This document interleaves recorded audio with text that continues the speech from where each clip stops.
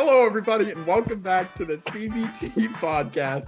I'm here with Ethan. I'm here with Rod, and today we're going to be talking about the NBA champion Golden State Warriors and their offseason.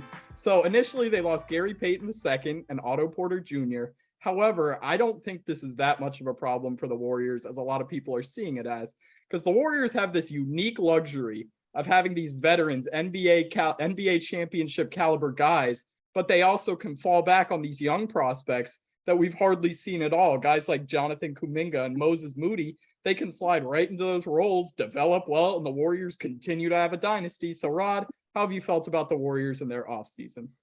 Yeah, I think the Warriors front office doesn't, get given enough credit for being one of the best all time. With each dynasty comes an equally great group of guys up top, and the Warriors are a prime example of that.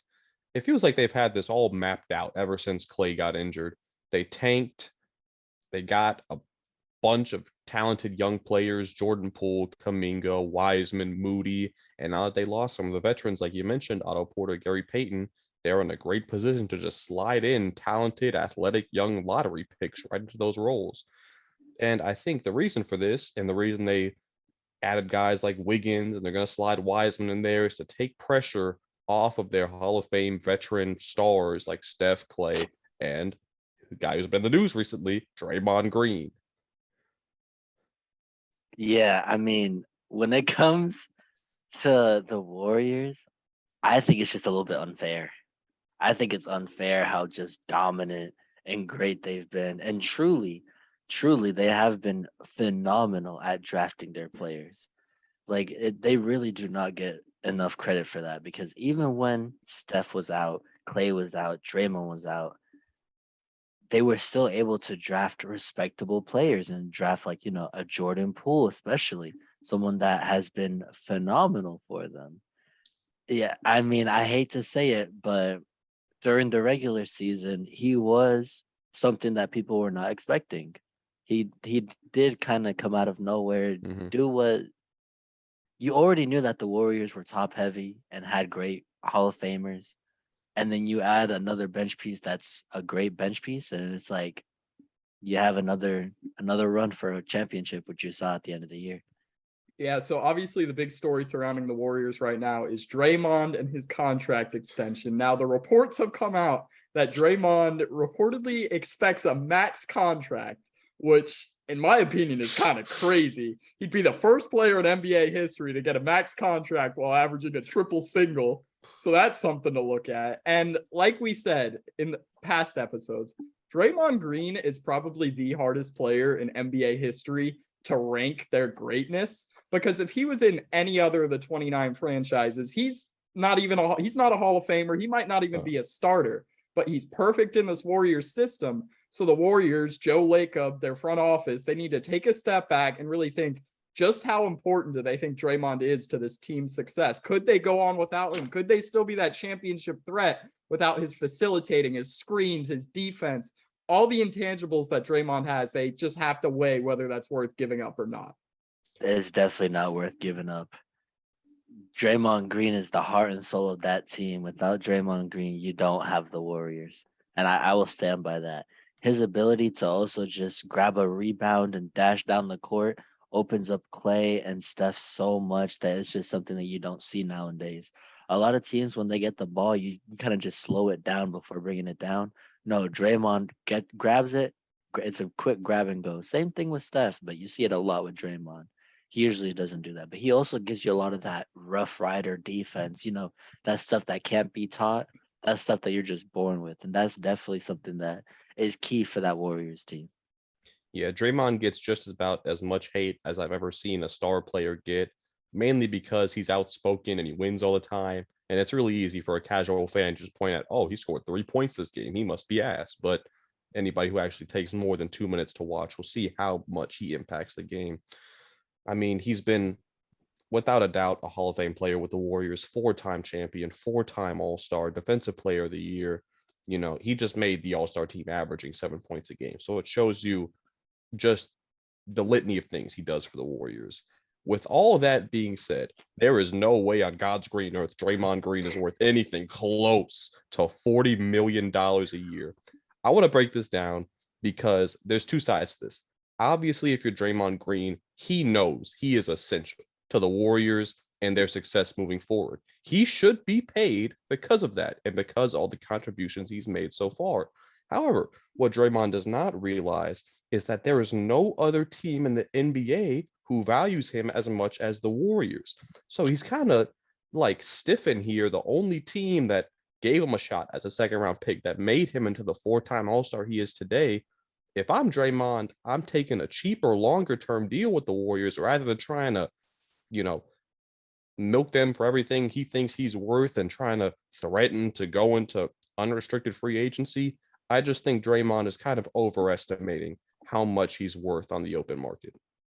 Yeah, even if Draymond went into that unrestricted free agency, I'm curious to see, one, how many teams throw a bid at him, and two, what that value would look like. Because like we said, it could be 10 million a year, could be the average offer, or it could be 25 million a year. And I honestly would not be surprised either way. And then we'd have to see how he works in the system. But another thing I want to talk about surrounding the Warriors is both Andrew Wiggins and Jordan Poole's contracts are starting to come to a close, and they need to extend at least one of those. Probably won't be able to do both just because of cap restrictions. But if I was the Warriors, I would want to keep Andrew Wiggins over Jordan Poole because you're not going to be able to keep both. I want the guy who's athletic, lengthy. He's the perfect wing for the modern NBA. He shut down Jason Tatum in the NBA Finals while scoring something like 20 a game. I mean, he outplayed the Celtics' best player. Sure, Jordan Poole, he's a spark plug, just firecracker off the bench. He can come, he gets hot, he drops 12 points in what feels like 30 seconds.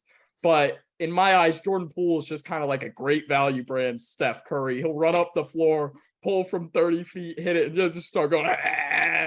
Like, I just really don't like Jordan Poole and the culture that he brings to the team. So I think you have to throw that extension at Andrew Wiggins and let Jordan Poole walk, or just try and get some value for him on the trade market.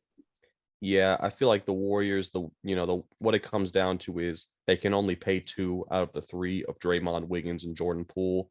It's not an easy decision whatsoever. I understand the arguments for every one of those. If I had to rank the priority, if I'm the Warriors, I definitely have Wiggins at number 1. I feel like honestly, he is the Warriors' second best player at this point. I think he proved it in the finals and moving forward.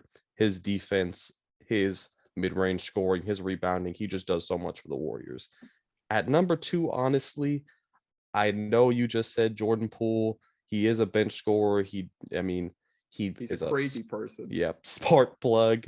But the potential for Jordan Poole, honestly, playing next to Steph Curry and possibly carrying on Steph's legacy once he's gone, I just think the prospect of that in Golden State, they should really take that into consideration. I really think the Jordan Poole or Draymond talks in Golden State, I think they should be heard, and I do not think there's a right answer there. For me, I definitely think their priority should be Andrew Wiggins. I think wings are extremely valuable in the NBA, especially nowadays when you look at the future, it's a lot more wing based, a little bit of shooting guard, but you need those kind of 6'6", 6'7", 6'8" players that can really play defense and score on any given night. And you've really seen that resurgence from Andrew Wiggins in the Golden State Warriors. So I think that he fits that system really well. As much as I would also hate to say it, I think Draymond Green should be their number 2 priority. I think they really should just focus on keeping him there, keeping those 3. Klay, I mean, he's taken a decline, but that's a topic for another time. But I think in terms of Draymond Green, I think just out of respect, if you really want to have players go to your organization, you want to show that, hey, you contribute to us, we will continue to pay you for what you have done for this franchise. And I think that with all the money they've thrown at Steph, I think it's only well deserved that Draymond also gets it, especially because he's been there in those hard times too. When Steph and Klay weren't there, it was just Draymond doing his So I truly think that he should be their second, and then Poole comes last. Yeah, I 100% agree with you, Ethan. I think Andrew Wiggins has to be the priority. As we all agree, he's just dominant on both, not dominant, but he's very good on both ends of the floor. But Draymond is so vital to the Warriors system. that you have to have him above Jordan Poole in these rankings. Jordan Poole is a luxury for the Warriors. I think Draymond's more of a necessity. That's just how I see those players compared. Yeah, I think I would love to see Draymond kind of cool down a little bit and come off his high horse. I don't know what a deal would look like. I would personally, if I'm the Warriors, look at a shorter term deal just because of how much we've seen Draymond fall off athletically. I mean, I wouldn't be surprised if 3 years from now we see Draymond just looking like a shell of what he was in his prime athletically. So I would lean towards a shorter, maybe a 2 year deal, $60 million if I was the Warriors, just because we're so uncertain of Draymond's future. But I really am hoping for a reunion between Draymond and the Warriors. Yeah, also we're slowly moving more and more towards positionless basketball where players are divided into ball handlers, wings, and big men. And the Warriors already have Steph Curry. I think you classify Draymond as a ball handler. They don't have quite as many wings with the talent level of their ball handlers. So I think that's another reason why Wiggins is more important than Poole, just because they don't have as much depth on the wings. But any other final thoughts about the Warriors? I think I touched upon it a little bit, but in terms of Clay, I feel like that's something that hopefully he can bounce back and have a better season this year. I think we saw in spurts how Klay Thompson was in the past, and then we also saw the injured Klay Thompson that we see now. So I think hopefully this offseason he can get his shot right, get his legs good, do all that stuff, do whatever he needs to do to come back healthy and hopefully play at that high level that we've been used to, especially on the defensive end. Because boy, have we not seen that from Klay recently. Yeah, for sure. It's going to be really exciting to see how the West ends up next year because there's so many teams, including the Warriors, that could come out of just a slugfest of a playoffs next year. But I think that's going to do it for us in today's video. And I ask that you please drop a like, subscribe, leave a comment. Who do you think the Warriors should keep out of Wiggins, Poole, and Draymond? It's a tough question. It's a hard one. Should they just save their cap space, trade it for Wembanyama? Who knows? Thank you guys once again for watching, and we will see you guys in the next episode.